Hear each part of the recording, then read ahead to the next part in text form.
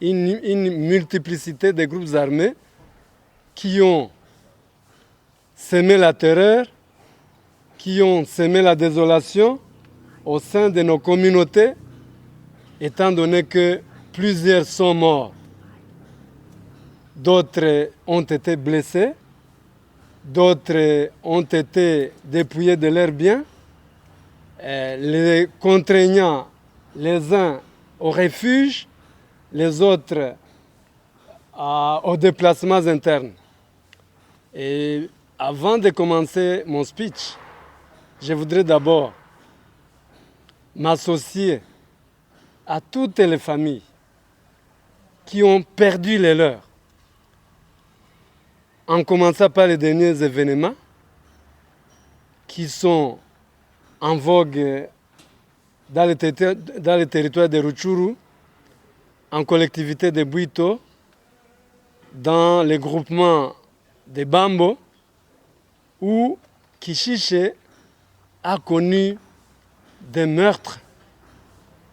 Et croyez-moi, nous ne sommes pas heureux de prononcer ces mots, car la vie de l'homme est sacrée. Elle est sacrée qui qu'il soit, d'où qu'il vienne et où il se trouve.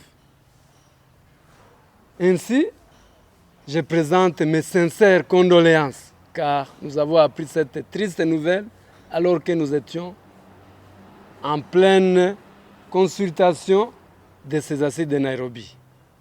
Cependant, je présente également mes condoléances aux autres familles éprouvées, tant de Nyiragongo que de la collectivité de Bwisha, ceux qui ont été massacrés également à Massissi, et pourquoi pas parler des victimes des affres de la guerre depuis 2014, où à Beni on assiste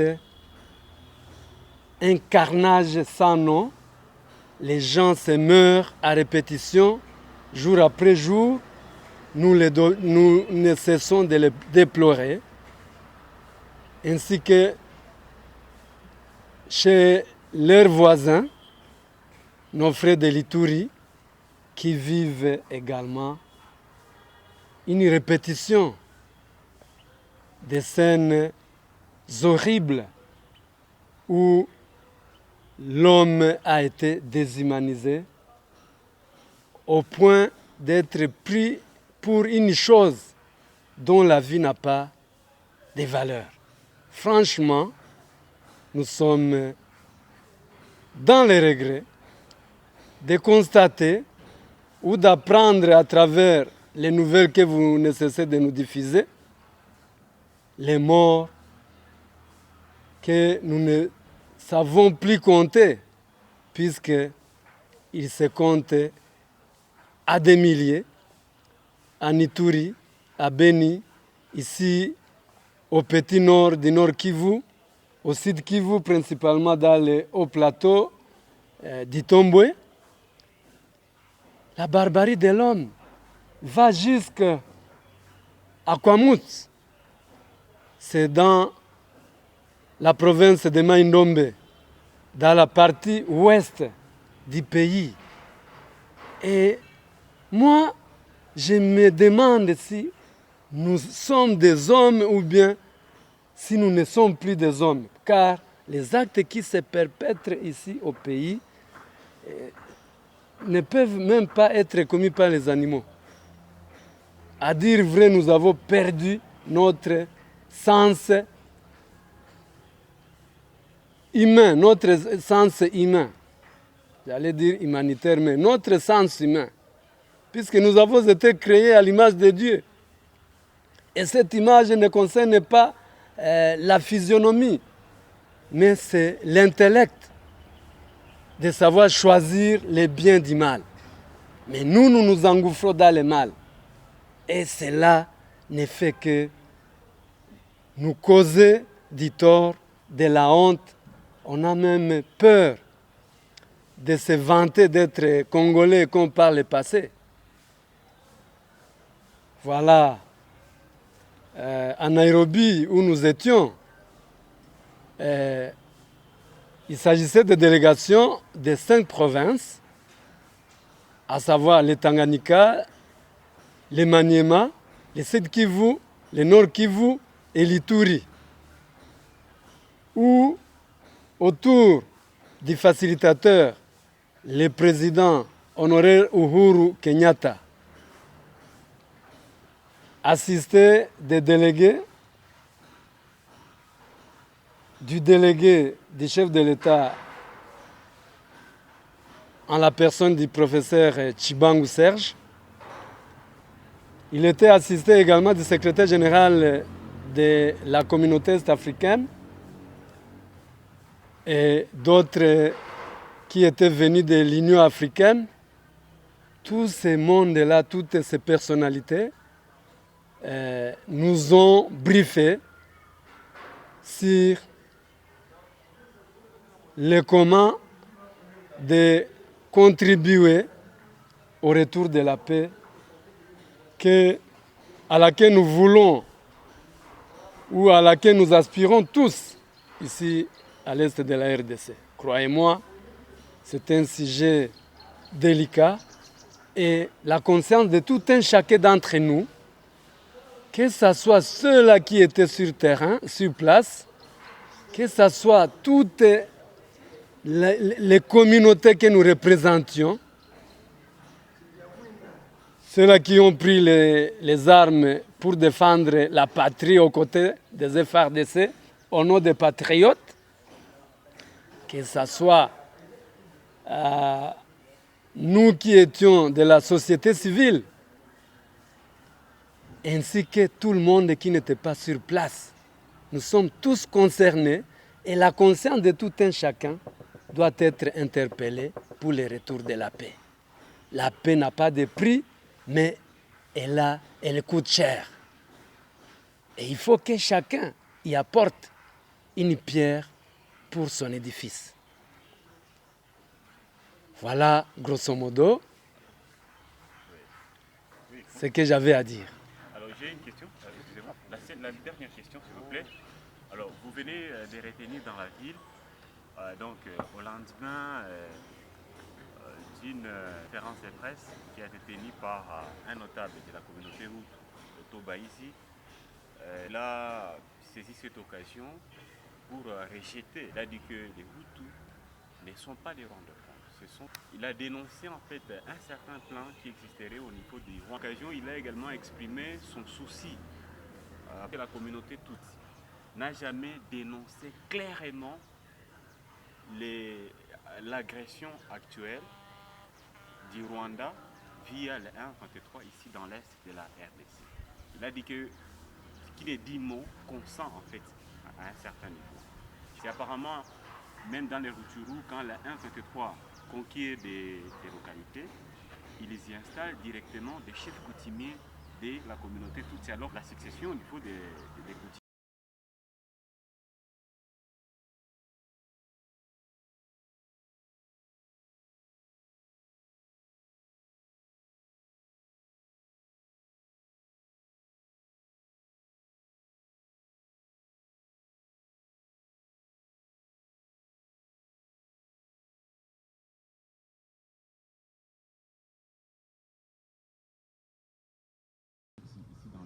C'est apparemment, même dans les Rutshuru, quand le 1-23 conquiert des localités, ils y installent directement des chefs coutumiers de la communauté Tutsi, alors que d'après la tradition, la succession au niveau des coutumes, c'est du père au fils.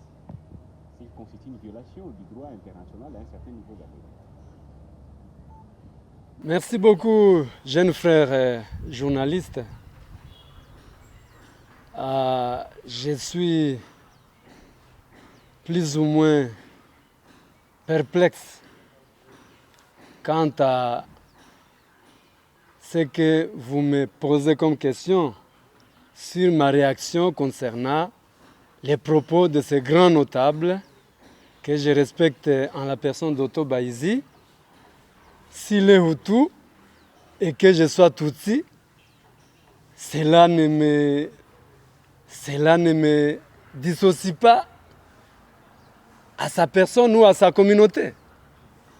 Nous sommes liés par l'histoire, nous sommes liés par la tradition, nous sommes liés par la culture. Et si il dit que la communauté Hutu congolaise n'est pas rwandophone, ce n'est pas moi qui suis le concepteur de la rwandophonie pour que je puisse réagir drastiquement. Cependant, nous partageons la langue.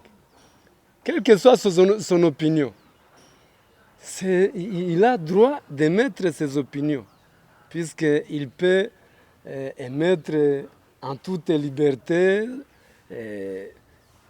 son mode de pensée, et je ne vais pas l'en vouloir. Cependant, qu'on se le dise,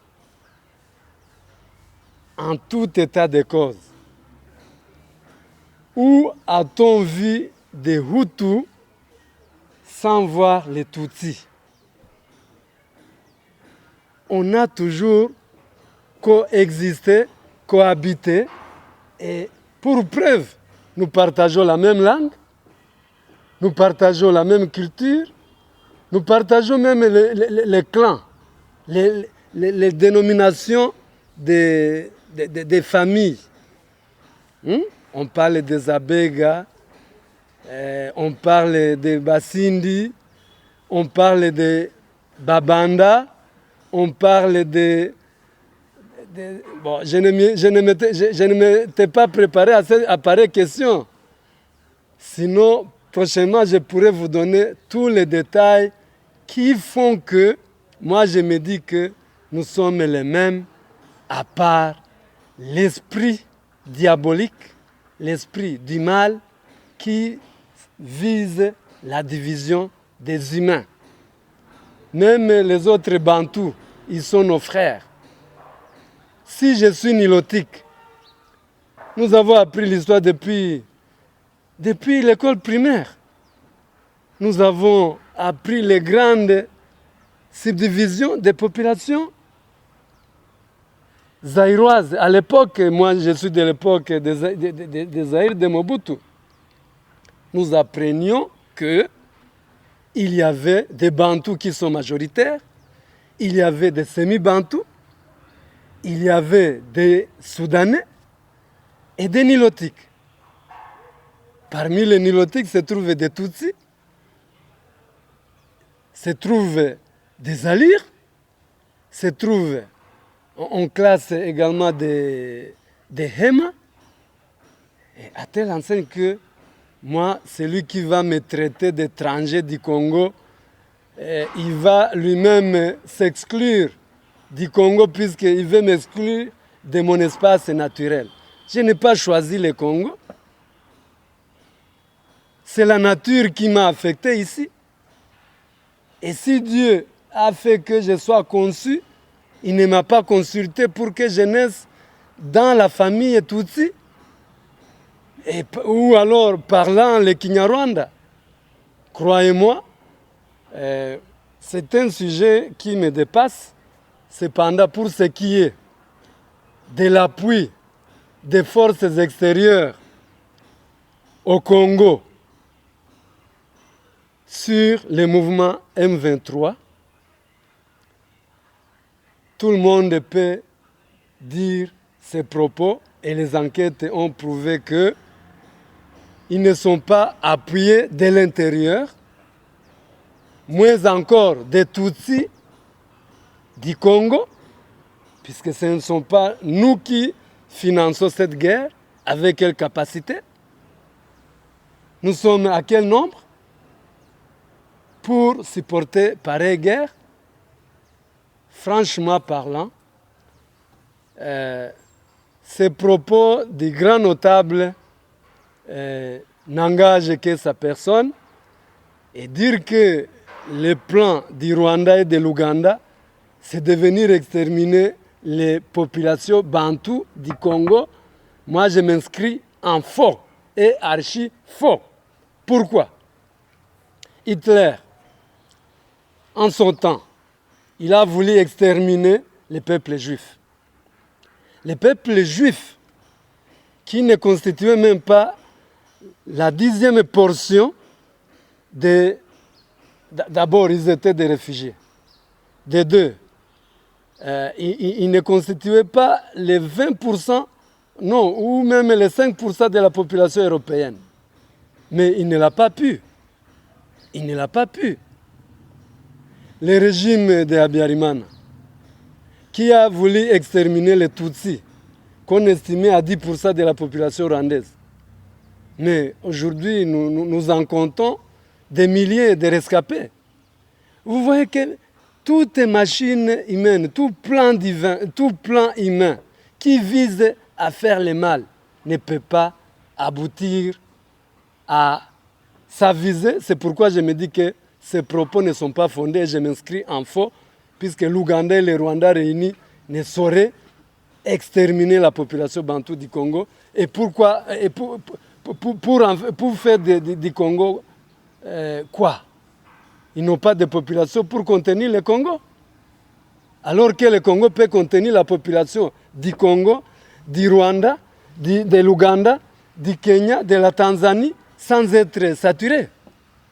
Moi, je me dis que ce sont les spéculations, dirais-je, politiciennes, qu'on ne nous embarque pas dans cette logique.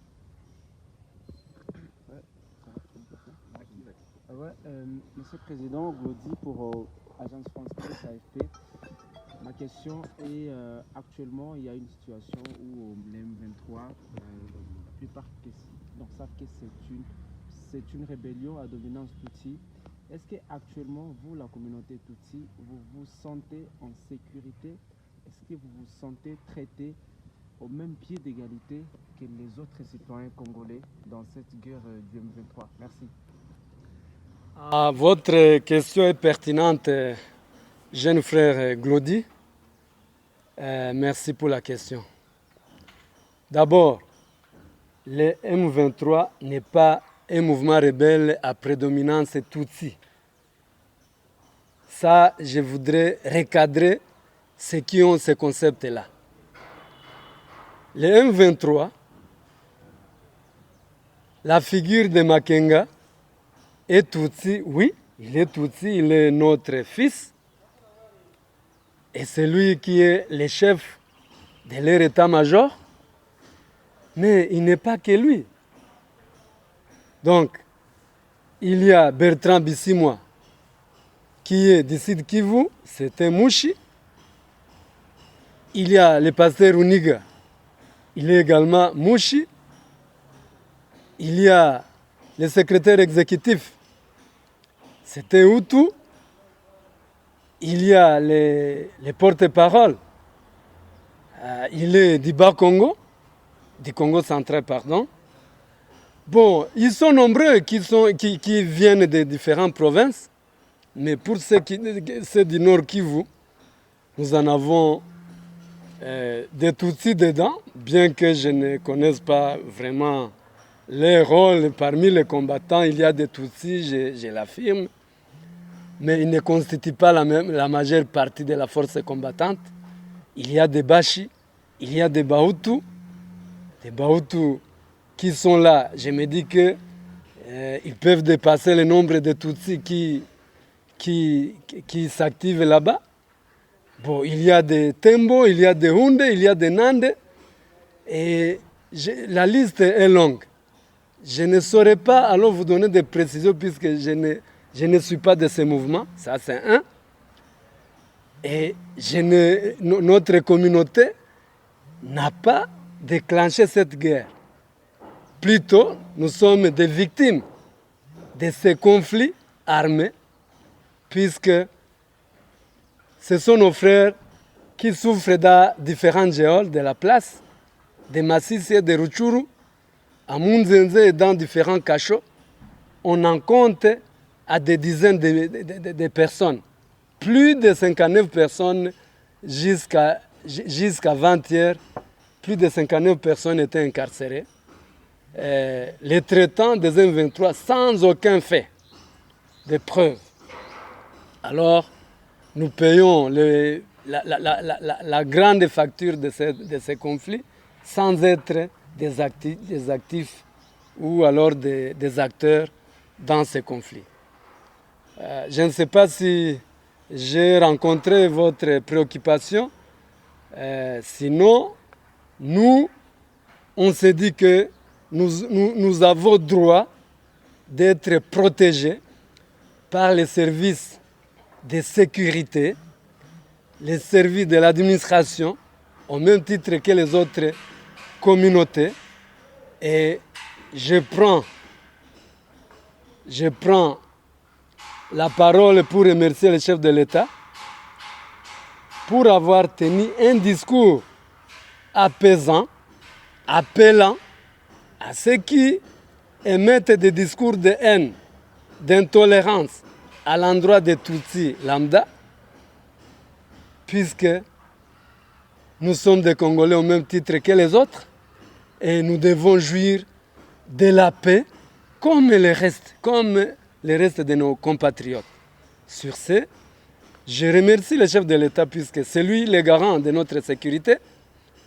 Je remercie le gouverneur Constant Ndima pour avoir libéré, alors que je me trouvais à Nairobi, il a libéré un couple, une femme et son mari, qui ont été arrêtés au niveau de Mubambiro, les traitants des M23, mais en fait de compte, ce n'était pas une réalité. Donc, je remercie le gouverneur pour sa bravoure, puisque beaucoup de cas lui échappent. Mais pour cette question, il a été très actif et il nous a demandé qu'à tout moment, nous les saisissions pour des cas qui lui échappent, afin que justice soit faite. Ici. Merci. Vous revenez de Nairobi. Je suis Franck Katif pour Kazam RDC.net. Vous revenez de Nairobi où vous avez été dans pour parler avec le gouvernement congolais. La première question, savoir en quelle qualité vous avez été à Nairobi. Parce que c'était une rencontre des membres de la société civile et des groupes armés. La deuxième est de savoir qu'est-ce qui s'est passé réellement. Parce qu'à un moment donné, les réseaux sociaux sont enflammés, disant qu'il y aurait des gens qui sont affiliés avec des matériels qui transmettaient directement les messages de Nairobi à Kigali. Qu'est-ce qu'on peut retenir ici? Qu'est-ce qui s'est passé réellement parce que vous avez été sur place? Merci beaucoup, jeune frère, pour la question. La question de savoir en quelle qualité je me suis retrouvé aux assises de Nairobi. Je vous disais que là se trouvaient les délégations des 5 provinces qui regroupaient les représentants des groupes armés ainsi que les représentants de la société civile. Moi, j'y étais, comme je l'ai dit tantôt, membre du Baraza intercommunautaire. Les Baraza intercommunautaires et membres de la société civile. Donc, on a pris notre président ainsi que ma personne pour aller représenter les Baraza à Nairobi. C'est en cette qualité que j'y ai été. Pour la seconde question, de savoir comment ce qui s'était passé réellement, vous voyez les matériels de traduction qu'on utilise dans des conférences lorsque l'orateur parle une langue et qu'on ne s'assure pas que tout le monde puisse le capter valablement, on utilise du matériel de traduction qui sont connectés directement aux appareils des interprètes. Alors, c'est pour qu'on ait constaté que dans ces appareils-là, il y aurait un code des télécommunications. Chaque pays a un code. Vous voyez, nous avons plus de 143 ici chez nous. Au Rwanda, on a plus de 150. C'est ce code-là qui a fait tiquer les gens. Et à partir des techniciens en communication de la présidente de la République qui était venu en appui aux représentants du chef de l'État à ses assises en la personne du professeur Chibangu dont j'ai parlé tantôt, ils ont demandé à ce que ces appareils puissent être changés. C'est ce qui a causé les remue-ménages ou alors une tension, si je dirais, tension. C'est ce que je peux dire, mais peu après, la situation s'est apaisée. Merci. Je suis Philippe Birego. Et de savoir, dans toutes les déclarations du mouvement du 23, ils disent vouloir protéger une communauté minoritaire qui est les Tutsis. Est-ce que vous êtes d'accord par rapport à ces déclarations du mouvement du 23 mars? Bon, tout dépend. D'abord, merci pour la question. Et avec tout le respect que je vous dois, il faut que j'apporte un élément de réponse. Le mouvement du 23 mars, qui regorge plus de délégués, donc beaucoup de délégués émanant de différentes communautés, tel que je l'ai dit tantôt, ne parle pas que de Tutsis. Il parle de beaucoup de choses. Cependant, parmi les personnes qui sont mal loties, nous y sommes puisque nous sommes victimes de quoi? De tracasseries. Nos membres sont tracassés. La plupart des cas sans motif. Et je ne mets pas en cause les services de sécurité de notre pays, puisque c'est de leur devoir de se renseigner et de traquer les personnes qui œuvreraient contre les intérêts de la nation. Là, c'est leur mission régalienne.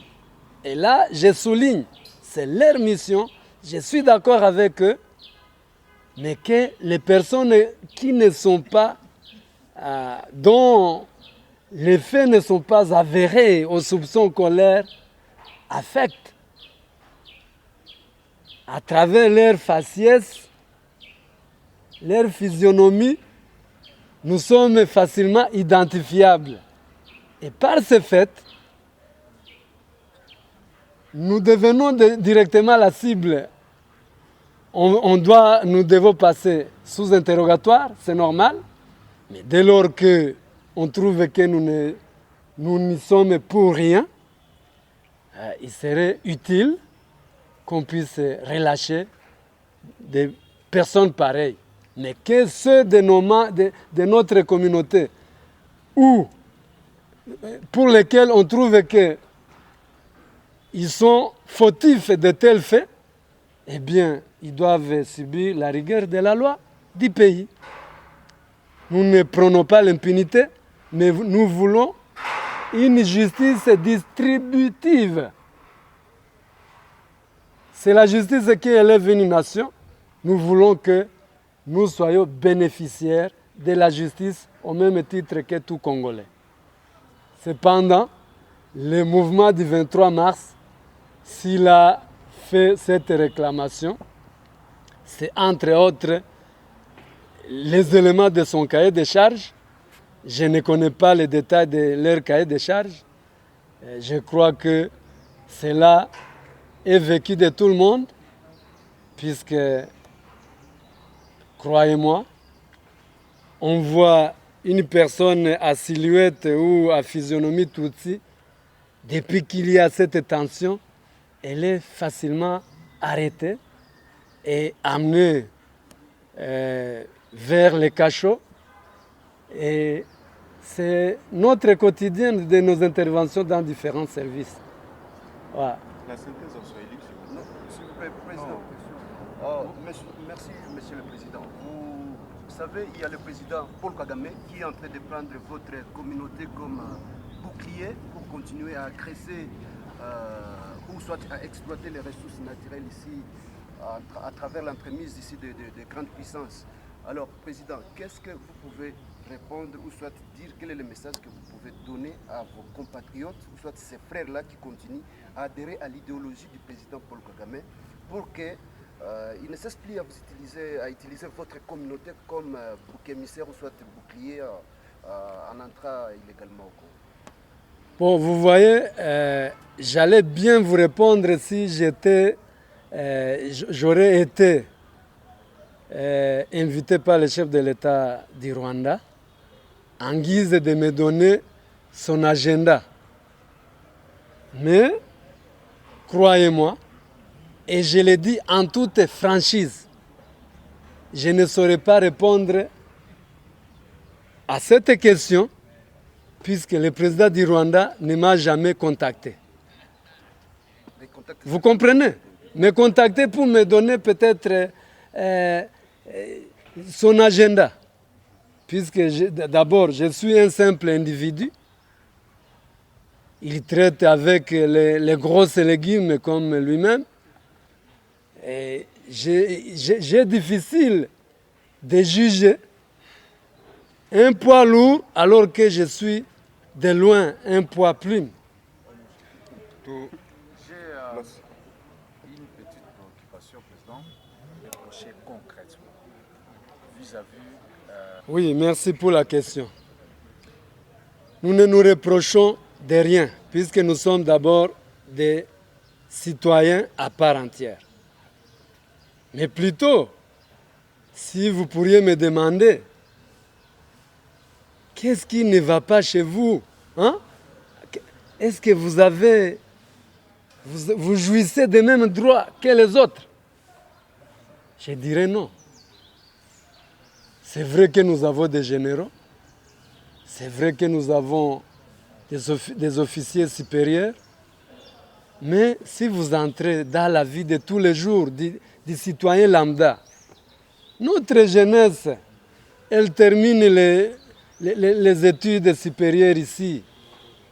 Et une fois sur le marché de l'emploi, quand on va postuler, quand on va passer les tests d'admission, de sélection, le dossier est classé sans suite. Vous comprenez?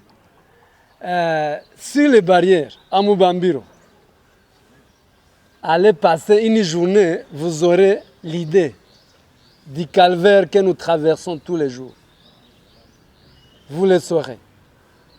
Les groupes armés locaux demandaient combien notre communauté paye les lourds tributs en taxes. Nous sommes des agri-éleveurs. Et le plus souvent, nous sommes victimes de pillages, d'abattage de nos vaches. Je vais vous partager les images de l'abattage des vaches de mes frères dans les proximités de Kichanga d'avant-hier. Les images me sont parvenues hier matin alors que j'étais à l'aéroport à Nairobi. Je vais vous les partager. Où les gens, à cause d'une haine viscérale, vont s'investir dans une ferme d'un Tutsi et ils vont décapiter ces vaches et ils laissent des cadavres là-bas. Est-ce que vous direz que ça, c'est vraiment humain, ça? Pourquoi ne pas les amener et aller les traire pour consommer leur lait ou alors consommer leur viande au lieu de laisser des cadavres de vaches là-bas? Nous nous disons victimes d'un plan, non pas d'un plan, d'un discours de la haine qui s'est ancré dans les esprits de nos compatriotes. Et là, je demande à tous et à chacun de s'interpeller en conscience, puisque personne n'a choisi d'être ce qu'il est. Et comme par un heureux hasard, nous nous retrouvons dans un même espace géographique, vivons la tolérance et le vivre ensemble tel que prôné par le chef de l'État. Sur ce, mon frère, je vais vous montrer un corps d'un Tutsi avant-hier qu'on a décapité. On l'a coupé la tête puisqu'il est Tutsi. C'est pourquoi vous avez... Qui vous a dit que j'ai boycotté le dialogue de Nairobi? Parce que les Banyamulenge et les Tutsis... Non, non. Il ne faut pas affirmer des propos que tu ne connais pas. Voilà, quand vous biaisez l'information, je m'inscris en faux contre vous. À Nairobi, si nos frères Tutsis décident qu'ils voulaient Banyamulenge tel que vous le disiez, ils se réunissaient dans leur groupe provincial. Moi, j'étais dans notre groupe provincial. Ils se sont désolidarisés puisqu'on venait d'attaquer leurs frères dans 3 villages chez eux, à Itombwe.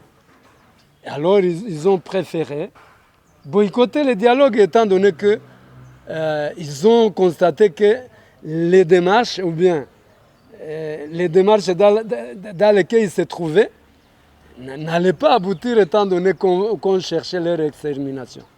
Sinon, moi aussi, j'allais quitter, quand bien même là-bas à Kichanga, nos frères étaient victimes de pillages. On a pillé la ferme de notre frère Désiré par un groupe armé, là-bas, tout près de Kichanga. Une trentaine de son cheptel a été emportée par le groupe Sedemse Nyatura. Vous le savez. Bon, les autres ont décapité dans la ferme de Sebagisha et ses voisins, l'excellence Sebagisha que vous connaissez. Leurs bêtes ont été décapitées avant-hier, la nuit. Je vous disais que les images me sont parvenues hier matin. Alors, quand on se sent victimisé de la sorte et qu'on les dénonce, vous dites que nous nous reprochons de quoi? De rien. Nous nous reprochons de rien. Nous nous acquittons de nos obligations en tant que citoyens congolais. Et je crois que là, on ne se reproche de rien. Allez vérifier dans les services étatiques si nos frères qui sont des opérateurs économiques ne s'acquittent pas de leurs devoirs citoyens. Et là, vous direz que nous nous reprochons de quelque chose.